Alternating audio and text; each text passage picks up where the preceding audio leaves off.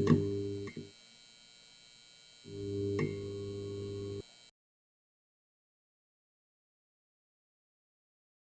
guys, Stockaholics, thank you guys for being here today. It is April of 2020. In this video, I'm going to be providing an oil tanker update as I see it. We'll entitle this video All Talk and Low Action. I'm going to talk a little bit about some things like rates, scrapping, oil demand, some sentiment, and some other observations I've made about the industry. Okay, so we'll start with rates. Last year, of course, we had incredible rates during this time, but that wasn't an anomaly. This year, rates are quite low, but that's to be expected because this is the seasonally, or we're entering the seasonally weak part of the year in terms of oil tanker demand, right? There was a spike, a slight spike you can see here, a slight increase in rates when you guys recall the what was it, the ship that was blocking the Suez, that created a short-term uplift in those rates, but that was quickly resolved and we are back to our normal programming. All right, so this is the new orders of tankers as of the 16th of April. By the way, those last slide and this one is provided by Clarkson's. Not good. We're starting to see some tankers being ordered in the last month, especially during March. I guess kind of one way I kind of think of it is when I see these orders over that 4.0 deadweight tons orders, I start to see those as large orders. But this is kind of what you can expect. You know, when tanker owners have money, what do? They go out and they buy ships. Or if it's not the executives themselves in these companies, it's other people, right? This is a cyclical industry. There's not a lot of moat. So when there's a lot of people that say, hey, look how good earnings have been, what do they, in this industry, what do they go out and do? They want to get in on the action too and start getting some oil tankers, right? That's not all bad news. We are starting to see some tankers being sold for recycling. So we see that there was some scrapping that happened last month during March, which was good to see because January and February, when I was expecting to start see kind of where we are now in terms of scrapping, well, we're starting to see some pickup. So hopefully that this can continue, yeah? One thing is that, you know, there's the optimism, like I've mentioned, it can infect the tanker owners and executives too, right?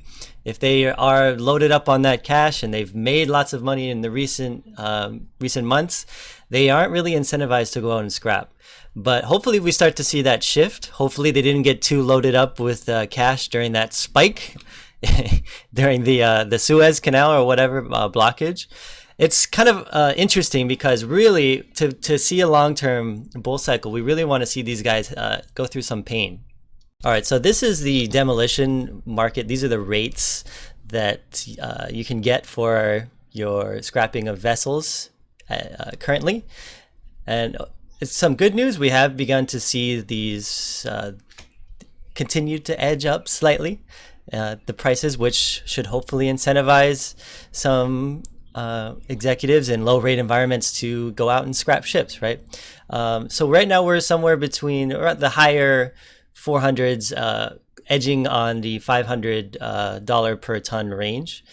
For reference, the pre-pandemic pricing for the few months before the pandemic started, they were in the $350 to about $400 per ton range. So that was normally somewhere down here. So these are elevated prices. It could be from inflation expectations or various other reasons. All right, so this is the oil market report from the IEA. We'll talk a little bit about oil demand and supply. This is important when we're thinking about tankers because they're delivering this stuff, right? So oil demand in 2021 is forecast to reach 96.7 million barrels per day, an increase of 5.7 million barrels per day from 2020. I think they recently revised these numbers upwards. So that's good to see, right? Despite weaker than expected data from first quarter 21, annual growth has been revised up by 230,000 barrels per day on average to take account of better economic forecasts and robust prompt indicators. Seems like that inflationary narrative has been taking hold in a lot of places, right? The recovery remains fragile, however, with the number of COVID cases surging in some major consuming countries. World oil supply rose 1.7 million barrels per day in March to 92.9 million barrels per day after shut-in U.S. output recovered from a cold snap. It was a cold winter. Remember that Texas incident and all that stuff. It affected oil output in the United States. Further gains from the US, Brazil, and biofuels are set to lift global supply in April, while producers taking part in OPEC Plus cuts continue to limit flows. So, a year on from what the IEA called Black April, one of the darkest months ever for the world oil markets, fundamentals are starting to look decidedly stronger. The massive overhang in global oil inventories, and I'll show some of that from the United States, that built up during last year's COVID-19 demand shock is beginning to be worked off. Vaccine campaigns are gathering pace, and the global economy appears to be on a better footing. In its April update of the World Economic Outlook, the IMF, International Monetary Fund, raised its forecast for 2021 and 2022 global GDP growth to 6% and 4.4%. I mentioned this in some of my other videos. I think world GDP is important to think about because that is very strongly correlated to oil demand. So if we see growth in the world economy, or especially high growth, that should lead to high demand for oil, right? Respectively, but noted divergent recoveries and a high degree of uncertainty. Not surprisingly, the biggest upgrade was for the US, given its swift vaccine rollout and hefty stimulus packages on the way. China was also revised slightly higher. The improved outlook, along with stronger prompt indicators, has led us to revise their numbers. All right, so the single greatest overhang that's been negatively impacting tankers continues to be air travel. If we can see this return to pre-pandemic levels, then that's going to increase oil demand and oil supply significantly, right? Chart 1, we're looking at air passenger volumes. These are revenue passenger kilometers. They are still very low. And chart 2, we're looking at trends in passenger bookings and flights, and they still remain a little bit low too. Where we're actually starting to see demand is that we're seeing that flight demand increase in the Eastern world as opposed to the Western world. But anyway, air travel remains weak. In February 2021, new COVID-19 cases remained elevated globally and governments maintained travel restrictions. As a result, industry-wide revenue passenger kilometers remained weak at 75% lower than February 2019, a pre-crisis moment that allows to better understand growth outcomes. In January, there was a 72% fall versus January 2019. Indicators point to a deterioration in February. There was a 30% decline between global bookings for travel in December and those for travel in February. Over the same period, global scheduled passenger flights fell by close to 20%. More positively, early values for March point to a moderate rebound in passenger traffic. That's over here. Overall, it has been a weaker start to 2021 than expected. Oh, by the way, this is from the IATA. All right, so we're still seeing high-ish oil prices. A lot of the pricing has not really been so much from market fundamentals and demand, but because of OPEC restrictions. So this high oil price isn't necessarily reflective of demand, yeah? OPEC Plus has agreed, though, recently to gradually increase oil production. So that could be good. If that lowers price a little bit, that should actually be good for the world because if the prices go down, that should increase demand for the substance. And we're thinking about if demand goes up for the oil, then there should be more deliveries of that stuff, right? But if we do see that the prices of oil continue to go high or artificially high, that can be restrictive to oil demand. So we don't really want to see this go too high in terms of tankers. Okay, I wanted to share you guys this article from MarineLink. It's kind of showing a trend that we're seeing, and that is that secondhand prices are putting a damper on tanker demolitions. So instead of companies going out and scrapping them, they're choosing instead, because there's that higher sentiment in the market, to go out and sell them to somebody else. And that's not particularly good if we want to see higher tanker earnings in the long run, right? The year 2021 has been tough on crude oil tanker freight rates across the board so far. Consequently, the industry buzz has been all about large-scale scrapping of tankers, but so far it has been all talk and very little walk, as the second-hand market has proved a much preferred alternative, says industry group BIMCO. Although demolitions are up from the start of last year, only 2 shuttle tankers and 2 Aframax crude oil tankers have been confirmed demolished in the first 2 months of 2021, according to data from Clarksons. By the way, this article is about a month old, so we have seen a little bit more of scrapping since then. This is down from the 1.1 million deadweight tons of crude oil tanker capacity that left the market in December 2020.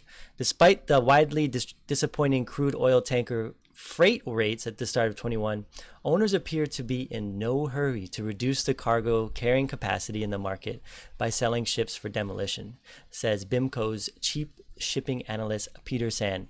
The attractiveness of scrap steel prices around $450 per ton offered by Breaker Yard on the Indian subcontinent easily vanish when compared to $24.5 million being paid for 2002 built VLCCs. So there's people willing to purchase especially larger vessels for more than they could be otherwise scrapped. So instead of those ships getting scrapped, they're just getting passed along to different owners, and that's not good for rates, right? This article has some more thoughts that kind of emphasize what I kind of believe, so I want to share some more about this article. Why is excess capacity not instantly removed? Often demolition volumes rise when freight rates fall, because if the tankers owners are in pain, then they're losing money, so that should incentivize them to sell them for demolition, right? But it is not always that simple. Earnings must remain in the doldrums for an extended period before demolition activity picks up, Sand says. For example, in Q4 2014 through Q1 2016, tanker freight rates enjoyed high levels on the back of a sharp decline in oil prices during Q4 2014 to Q1 2015. But when tanker freight rates started to drop after Q1 2016, it took around 5 quarters for scrapping activity to pick up. We want to see these guys in pain. The more these tanker owners are in pain, the less people are incentivized to come in. They're like, okay, they're losing money, I don't want to get involved. And that leads to the people who already own the tankers to go out and sell them for scrap steel, right? Same, but different. Every crisis holds elements of something that we have seen before, in addition to elements that are new. The most striking, recognizable element of the current crisis is that a lot of money was made before it all went sour, while the most striking new element seems to be the fact that demand is also very different.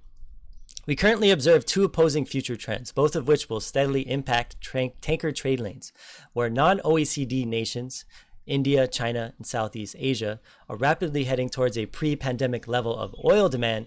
OECD nations, on the other hand, are on a very different track, as the US is now joining Europe and Japan on a trend of decline in the demand for oil. It's also important to take note of the seasonality in the industry too, right? Entering the seasonal lows for the year. 2021 may not be about seasons at all. Leaving the winter peak season behind us now, we can only look back at it as a non-event. The Asian refinery maintenance season is currently underway, but it will most likely become another regular element, which will only be noticed to a small extent this year. Okay, so where are we going next? Well, extrinsic events like the Suez blockage, the COVID contango, oil gluts, sanctions, they create high earnings for a period of time, right? But they only last so long. For me, what I really want to look at is not so much these extrinsic events, but I want to look at baseline supply and demand. You know, once those short earnings are over, if there's a heck of a lot of extra ships on the market than there needs to be, that's not good for the underlying fundamentals in the industry. Yeah. So usually after these events, the amount of ships far exceeds the base supply and base demand for those vessels. Now, when you listen to a lot of tanker executives, they'll often say one thing, that's their job a lot of times, right? But what motivates their behavior is not what they say, but often by how much money they have. When they have a lot of money, they are optimistic. When they are optimistic, they do things that are fundamentally bad for the industry. The value of their ships are high. Others see how much money these owners have made, and they want in the game too. And as we are seeing, scrapping still remains low. They're not incentivized to get rid of these ships. So they are, by their nature of their position, forced to be optimistic as well, right? When many tanker companies share ideas like counter-cyclical investment, this increases the time that a bear market lasts. So if you see these guys putting more and more capital to build ships during low rates, because of the belief that they want to go against the cyclicality in the industry, that doesn't do anything for the industry overall. It just makes it worse, right? So what motivates these investment cycles is ultimately cash flow. So if they have money, they're going to buy ships, right? And access to capital. So if investors are willing to, or banks are willing to give them money, then they're going to use that to buy ships, right? But eventually negative returns, they dry up these cash flows and the access to capital, and this behavior comes to an end. So it's these once these behaviors end, once we start to see bankruptcies, we also start to see consolidation, which can be good for certain tanker companies too. And what we really want to see is this demolition, right? We want to see less vessels than are necessary for these guys to make real money, right? Now, there is a potential for very high scrapping, because if you look at almost any bull case for tankers, the fleet age is still very, very high. There are many smarter people than me who are optimistic about late 2021 tanker earnings, when seasonal earnings should line up with high oil demand. But for me, I still remain a little bit less optimistic for this year's earnings, because based on some of the things I've noticed with the sanctions, the Costco sanctions last year, I think there needs to be about a 50 to 100 very large vessels that need to be removed when we're talking about the crude side from the market to balance supply and demand. So when we're seeing more vessels coming on the market than leaving, that's not good. We need, because they're from a base perspective, not from extrinsic factor perspective, right? Now, I am more bullish than others, though, on long-term oil demand.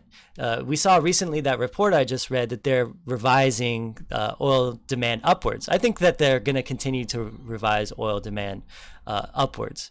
At some point, we want to see a cross between those vessels being scrapped and we see that oil demand going beyond 2019 levels. When those two things happen, then you can start to get really excited about tankers. But until then, when we still see lots of positivity, lots of excitement, especially from the executives, people selling ships, people still want to buying ships instead of scrapping, this is just going to extend the bear market until these behaviors rectify themselves. Tankers are a strange industry.